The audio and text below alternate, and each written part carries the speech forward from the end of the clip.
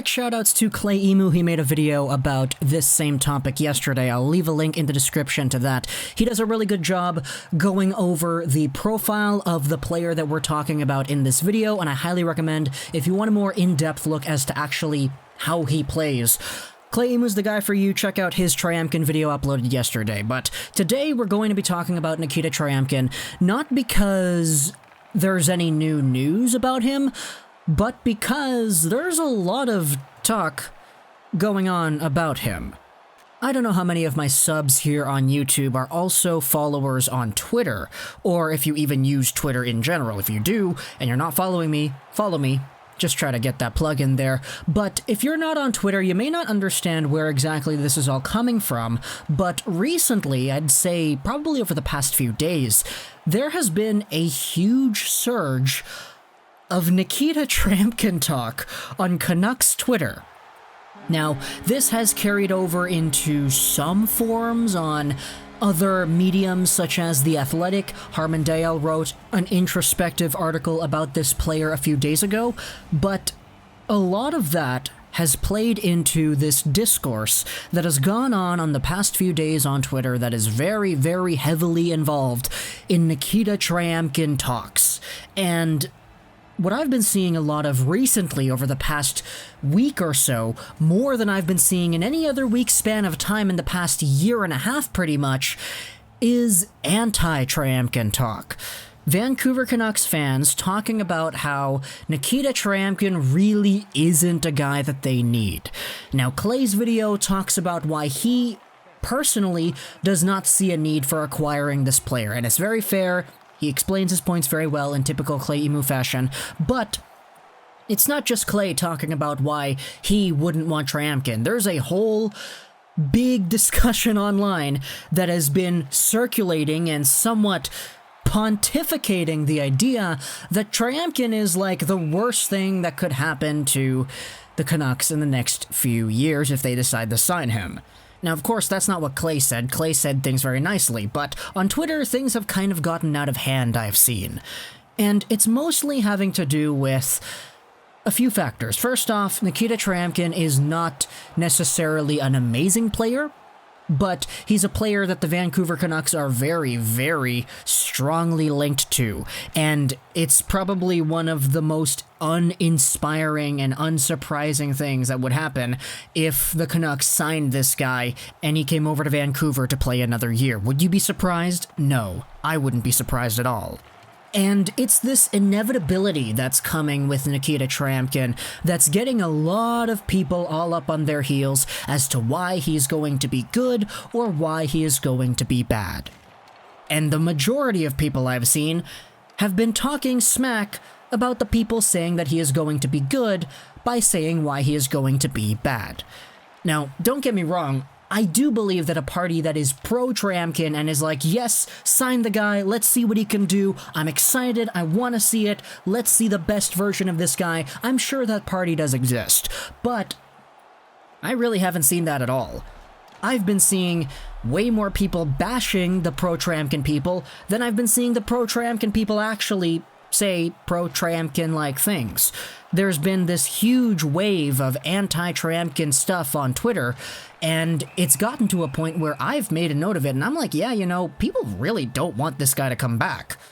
Now, for me personally, while I do understand all the concerns that people have when it comes to a Tryamkin, again, Clay's video goes over that in great detail, he's not that great in the hockey IQ sense. Sure, his top-end speed is pretty nice, but what's the time it takes to get there? His pivots, how quick is he on his feet? His production has declined in the KHL. His board play, while you would expect him to be good because he's 6'7", doesn't really turn out in his favor all too often. There are many concerns as to why Nikita Tryamkin wouldn't necessarily be the best gift to the Vancouver Canucks decor, but it's the price tag that probably, and I say probably very loosely here, would come with a Tryamkin if the Vancouver Canucks decide to sign him. What's the price tag? Is it $2 million? Is it $3 million? $3.5 million? Is there more price on a Nikita Tryamkin because of the way the Vancouver Canucks decor is not solidified and set in stone for next year? Does the UFA status of Chris Tanev and does the RFA status of Troy Stecher put Tryamkin in a position where Benning is like, yeah, you know, we're desperate to keep our guys here. Take this money, take this $3.5 million contract, and come play for our team. There's a legitimate concern that arises that says that Benning does have the potential to give an overpayment to a guy that hasn't played in the NHL for 3 years. And I think that looming price tag, the inevitability of that, is also playing into why people are kind of panicking about this potential signing. There's this common trend on Twitter that I've been seeing where people are talking about how Nikita Tryamkin can or cannot, quote-unquote, solve the Vancouver Canucks' defensive problems going into the future. And that is something that I think is a little bit far-fetched, because people bringing up the idea of Tryamkin potentially solving anything are kind of, in my opinion, pointing out the obvious here. What, Nikita Tryamkin is going to solve the Canucks' D-core, make it so much better than it was last season? Even if Tanev and Stecher, two right-handed guys, stay on the team, you still have to beat out Quinn Hughes, Alex Edler, Jordy Ben, and Oscar Fantenberg if he comes back on the left side. Furthermore, and we talked about this in the O'Leary video too, there are so many other pieces that the Vancouver Canucks use on D and have the potential of rotating throughout that D-core going over into the next year or so. Guillaume Brisebois, Ashton Sautner, Jolin Chatfield, not to mention the young guys in O'Leary who will probably get an opportunity sometime down the line, and a Brogan Rafferty who was just named to the AHL's first rookie All-Star team and second AHL All-Star team in general. That's a guy who's on the right side. And even though Tryamkin is a guy who can play left, he can also play right. Same thing with Jordy Ben. Jordy Ben can also play both sides. And that guy was scratched for a big part of this past season. So it's the big cluster of Vancouver Canucks D-men compiled with the apparent idea that Jim Benning may shell out so much money for Tryamkin, which in turn signifies a potential overpayment for a guy that might not even make the lineup day one, that is getting people really panicky. And it's gotten to the point where I've seen so much anti-Tryamkin rhetoric online that I'm starting to believe that the Canucks have nothing to gain from signing this player. Now, obviously, I'd be lying if I said I think there's a boatload of potential here. I don't see Tryamkin maxing out as anything more than a capable top 4, number 5 defenseman, but I wouldn't be opposed to trying it. It's just, you know, if signing Tryamkin is what makes you lose at Jacob Markstrom, then you don't do it. If you sign Tryamkin to a $2 million deal, and that $2 million is the difference between Tyler Toffoli staying or walking, then you don't do that. You prioritize what you already have and what is bound to make you good for next season before spending all your extra money on a maybe. Now, if Tryamkin does sign for, let's say, $950,000, and it's a one-way deal, he's guaranteed that money, but at the same time, it's not super expensive, then hey, okay, maybe we can try that, as long as it doesn't jeopardize the rest of the Vancouver Canucks cap situation, and they end up not actually losing out on anybody that they probably would have been able to sign otherwise.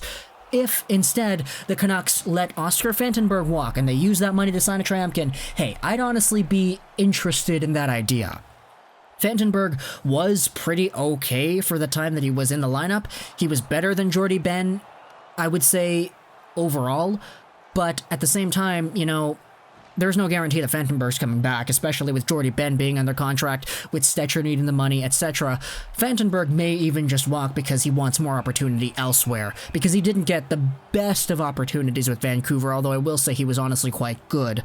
So, you know, there's a lot of options here, but I've been seeing it over and over and over again on Twitter, and it's gotten to the point where I'm really starting to wonder if it's even a remotely good idea to think about signing this guy, because the way people are talking about him on Twitter makes him seem like the complete antichrist, which I'm not going to say he is. Obviously, he's probably capable of playing some NHL minutes, right?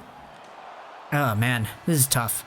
Comment down below what you think about Nikita Tryamkin. Are you pro or anti-Tryamkin? Because there has been so much anti that I'm just interested in seeing if a pro-Tryamkin argument even exists anymore. So comment down below what you think. Hope you enjoyed this video. Check out Clay's take on the matter as well. Social-Ross99, and bye.